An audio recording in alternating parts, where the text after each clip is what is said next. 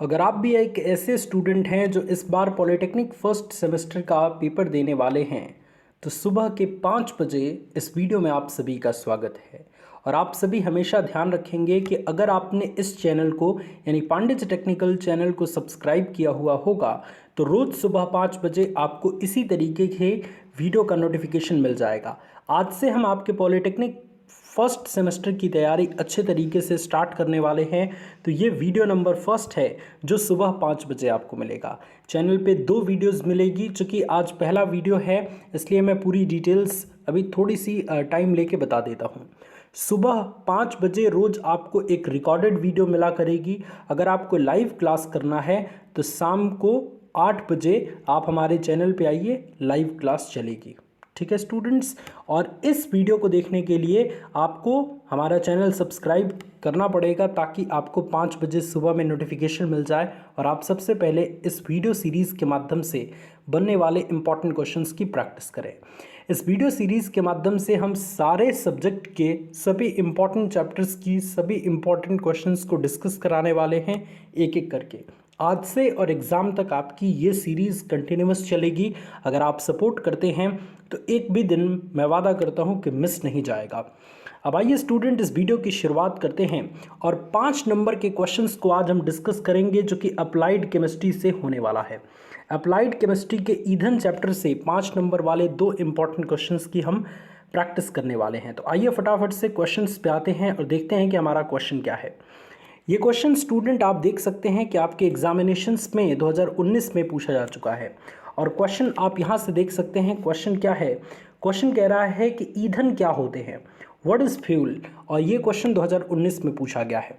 तो अगर हम इसके पूरे लिखी गई चीज़ों को पढ़ें और अच्छे तरीके से समझें तो इसके माध्यम से यही चीज़ें स्पष्ट की जाएंगी कि हमारे आसपास ऐसे बहुत सारी चीज़ें, ऐसे बहुत सारे पदार्थ जो वायु या ऑक्सीजन की उपस्थिति में उनका अगर दहन कराया जाता है तो हमें बहुत सारी मात्रा में ऊर्जा और ऊष्मा दोनों मिलती है।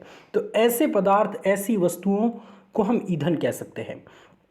जैसा कि आप सभी जानते हैं कि देश कितनी तेज़ी से विकास कर रहा है, बढ़ते हुए इस टेक्नोलॉजी की दुनिया में, बस बढ़ते हुए इस औद्योगिकरण की दुनिया में ईंधन का बहुत महत्वपूर्ण है योगदान है। हमारी दैनिक जीवन में चाहे कोई भी काम हम करें उसके लिए हमें ऊर्जा या ऊष्मा की आवश्यकता होती है। और ये कहाँ से प्राप्त होगा? ये हमें ईंधन से प्राप्त होगा। तो ये एक तरीके से हमने भूमिका आपको बताया है कि किस तरीके से भूमिका इसमें आपको तैयार करना है। अब एक बार हम इन चीज़ों को पढ़ लेंगे ना तो डिटेल तरीके से हमें समझ में आ जाएगा। तो एक बार मैं अच्छे तरीके से आपको इस चीज़ को पढ़ के सुना देता हूँ, उसके बाद एक्सप्लेनेशन करेंगे। किसी भी देश का विकास उसके औद्योगिकरण पर निर्भर करता है। जब औद्योगिकरण की प्राणवायु ऊर्जा है, वर्तमान समय में भारत में औद्योगिकरण का विकास तेजी से हो रहा है। विशेषकर नई आर्थिक नीति को स्वीकार करने के बाद देश में विदेशी उद्योग तेजी से पनप रहे हैं। ऐसी स्थिति में स्पष्ट है कि ऊर्जा की मांग दिन प्रतिदिन बढ़ती जा रही है। ऊर्जा की बढ़ती मांग के कारण इसकी कमी हर क्षेत्र में महसूस की जा रही है। आधारभूत सुविधाओं में कमी के कारण देश में ऊर्जा का उत्पादन पर्याप्त मात्रा में नहीं होने के कारण ऊर्जा के वैकल्पिक स्रोत की तलाश तेजी से बढ़ रही है। इसमें विद्युत, प्रकाश, ऊष्मा, पवन व पानी से विद्युत ऊर्जा के विकास में प्रयत्न जारी है। वैज्ञानिकों के अनुसार ऐसे पदार्थ जो ऊष्मा उत्पन्न करते हैं ईंधन कहलाते हैं। ईंधन की परिभाषा हम निम्न प्रकार दे सकते हैं कि ऐसे वे सभी पदार्थ जो वायु या ऑक्सीजन की उपस्थिति में दहन करने पर हमें बहुत सारी मात्रा में ऊर्जा या ऊष्मा देते हैं, ईंधन कहलाते हैं। तो मेन अगर स्टूडेंट हम बात करें तो यही परिभाषा आपका है। अगर ये परिभाषा आपको याद है कि ऐसे बहुत सारे पदार्थ जिनको हम वायु की उपस्थिति में या ऑक्सीजन की उपस्थिति में दहन कराएं तो वो हमें ऊर्जा या ऊष्मा देते हैं, वही ईंधन कहलाते हैं। तो प्रॉपर आपको नंबर मिल जाएगा। बाकी आप इनकी जगह पे जो ये लंबी चौड़ी चीज़ें लिखी गई हैं आप बना के भी लिख सकते हैं कि जैसा कि आप सभी जानते हैं कि ऊर्जा हमारे लिए कितनी ज़रूरी चीज़ है। एंड ऐसे में दिन प्रतिदिन ऊर्जा की मांग बढ़ती जा रही है। दिन प्रतिदिन ऊर्जा की इतनी खपत होने के कारण विज्ञान के दृष्टिकोण में वैज्ञानिकों ने बहुत सारी चीज़ों के माध्यम से बनने वाली ऊर्जाओं का खोज किया है। जैसे आप देखते हैं कि झरनों से पानी को गिराया जाता है टरबाइन पे और वहाँ से विद्युत ऊर्जा प्राप्त की जाती है। पवन से, यानी कि रेगिस्तानों में आपने देखा होगा कि पवन चक्की लगाई जाती है जिसमें हवा तेज़ी से बहता है तो पंखड़ी घूमती है और उससे हमें विद्युत ऊर्जा प्राप्त होता है। तो तरह तरह के तरीके अपना के और हम विद्युत ऊर्जा प्राप्त कर रहे हैं और अलग अलग प्रकार के ईंधनों के द्वारा हम ऊर्जा उत्पन्न कर रहे हैं। ऊष्मा या ऊर्जा का उपयोग विशेष प्रकार से अगर हम देखें तो घरेलू कार्यों में या फिर बहुत बड़े बड़े इंडस्ट्रीज़ में होता है जहां अनेक प्रकार की चीज़ें बनती हैं। जब किसी ईंधन को हम ऑक्सीजन की उपस्थिति में या वायु की उपस्थिति में जलाते हैं, यानी कि इग्नाइट करते हैं, प्रज्वलित करते हैं, तो यह एक रासायनिक एक तरीके से क्रिया उत्पन्न होती है और इसी रासायनिक क्रिया को, जिसमें हम ईंधन को वायु या ऑक्सीजन की उपस्थिति में प्रज्वलित करते हैं, इसी को हम कहते हैं दहन यानी कंबशन। अर्थात हम इसको कह सकते हैं कि ऐसे पदार्थ जो ऑक्सीजन के साथ रासायनिक क्रिया करके अपनी आंतरिक ऊष्मा को ऊर्जा में परिवर्तित करते हैं, ईंधन कहलाते हैं। कहने का मतलब क्या है कि जब भी किसी भी ऐसी पदार्थ को आप वायु या ऑक्सीजन की उपस्थिति में जलाएंगे तो वो अपनी आंतरिक ऊष्मा को दहन करके, वो अपनी आंतरिक ऊष्मा को दहन करके क्या बनाएंगे, ऊर्जा उत्पन्न करेंगे। तो ऐसे ही पदार्थ हमारे ईंधन कहलाते हैं। आजकल विशेष प्रकार के ईंधन हैं, जैसे नाभिकीय ईंधन, न्यूक्लियर फ्यूल्स अलग होता है, इसके अलावा विद्युत फ्यूल्स, इसके अलावा अनेक प्रकार के फ्यूल्स मौजूद हैं। तो ये 5 नंबर आपको इतनी चीज़ें लिखने पे मिल जाएंगी। तो आप इसमें अपनी चीज़ें भी ऐड कर सकते हैं या इसको और शॉर्ट कर सकते हैं, ये आपके ऊपर निर्भर करता है।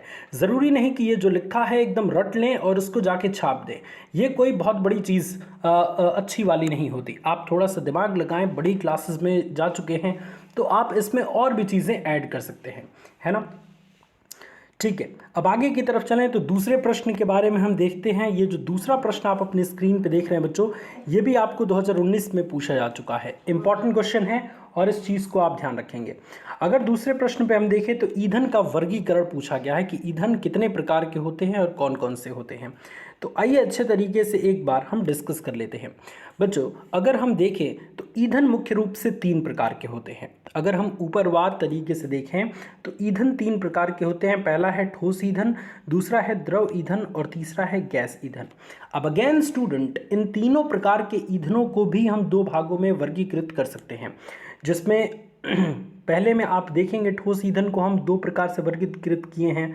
एक तो प्राकृतिक ठोस ईंधन और एक कृत्रिम या निर्मित ठोस ईंधन।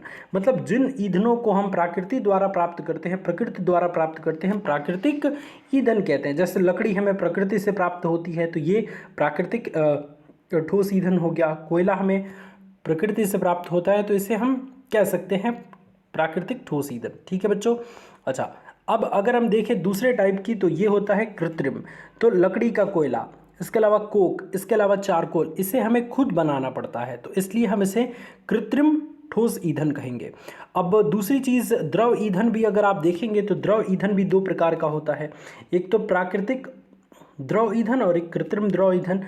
प्राकृतिक द्रव ईंधन में आपका पेट्रोल हो गया, ठीक है, और कृत्रिम द्रव ईंधन में गैसोलीन या पेट्रोलियम प्राकृतिक द्रव ईंधन में हो गया। और पेट्रोलियम का जब शुद्धिकरण करते हैं, इसमें कुछ और चीज़ मिलाते हैं तो ये मैनुअली होता है, तो इसलिए ये हम बनाते हैं पेट्रोल को। तो पेट्रोल हो गया निर्मित रूप में या कृत्रिम रूप में, जबकि पेट्रोलियम प्रकृति द्वारा प्राप्त होता है। मिट्टी के तेल को भी जो है वो हम ही बनाते हैं पेट्रोलियम से ही, तो इसलिए ये भी जो है वो एक कृत्रिम ईंधन के रूप में कंसिडर किया जाएगा। ईंधन के तीसरे प्रकार के बारे में बात करें बच्चों, तो तीसरे प्रकार में आप देख सकते हैं कि ईंधन तीसरा प्रकार भी 2 प्रकार का है। एक तो प्राकृतिक गैस ईंधन और एक कृत्रिम गैस ईंधन। प्राकृतिक गैस ईंधन में प्राकृतिक गैस हो गई और कृत्रिम गैस ईंधन में प्रोड्यूसर गैस, कोल गैस, तेल गैस, वाटर गैस या पेट्रोलियम गैस, एलपीजी जिसको हम कहते हैं लिक्विफाइड पेट्रोलियम गैस, इसकी परिभाषा भी कई बार पूछ दी जाती है। और एलपीजी का फुल फॉर्म तो लिक्विफाइड पेट्रोलियम गैस, ये चीज़ भी कई बार पूछा जाता है, तो इसको याद रखेंगे। तो संभवतः आप इस चीज़ को समझ गए होंगे कि ईंधन 3 प्रकार का होता है, ठोस ईंधन, द्रव ईंधन, गैस ईंधन। उसके बाद प्रत्येक 3 2-2 प्रकार के होते हैं। कौन कौन से? तो प्राकृतिक ठोस ईंधन, कृत्रिम ठोस ईंधन, प्राकृतिक द्रव ईंधन, कृत्रिम द्रव ईंधन, प्राकृतिक गैस ईंधन और कृत्रिम गैस ईंधन। तो आई होप आपको ये दोनों क्वेश्चन समझ में आया होगा और दोनों में से कोई भी क्वेश्चन 2022 में आता है या अन्य साल आता है 2023, 24, 25 में, तो आप आसानी से इसको सॉल्व कर देंगे। अगर ये वीडियो पसंद आया तो इसको एक लाइक करके हमें ज़रूर बताइए। और इसके अलावा एक और बड़ी अपडेट है students, thank you so much for watching this video. लेकिन इस चीज़ को आप हमेशा ध्यान रखेंगे बच्चे कि क्रैश कोर्स हमारे चैनल पर चल रहा है जिसमें लाइव क्लासेस के माध्यम से तैयारी कराई जाती है। तो अगर आप भी एक ऐसे स्टूडेंट हैं जिनका मन है सैकड़ों बच्चों के साथ मिलकर पढ़ना, 200-300 बच्चों के साथ लाइव क्लास में ज्वाइन होकर पढ़ना, तो आप इस नंबर पे कॉल करिए। क्रैश कोर्स में 5 सब्जेक्ट की तैयारी सिर्फ और सिर्फ 350 रुपये में चल रही है। तो अगर आप क्रैश कोर्स में जुड़ना चाहते हैं तो आप जुड़ सकते हैं इस नंबर पे कॉल करके। 350 रुपये पे करने के पश्चात आपका एडमिशन प्राइवेट टेलीग्राम ग्रुप में ले लिया जाएगा और प्राइवेट लाइव क्लासेस चल रही हैं फर्स्ट सेमेस्टर के स्टूडेंट्स के लिए, applied math, applied physics, applied chemistry, engineering, drawing और कम्युनिकेशन स्किल की। तो इसमें जुड़ने के लिए इस पर कॉल करिएगा। Thank you so much all of you students. और ये वीडियो सीरीज़ 1 है, इसका दूसरा पार्ट कल आएगा। मुझे उम्मीद है कि आपको अच्छा लगा। Thank you so much, God bless you all.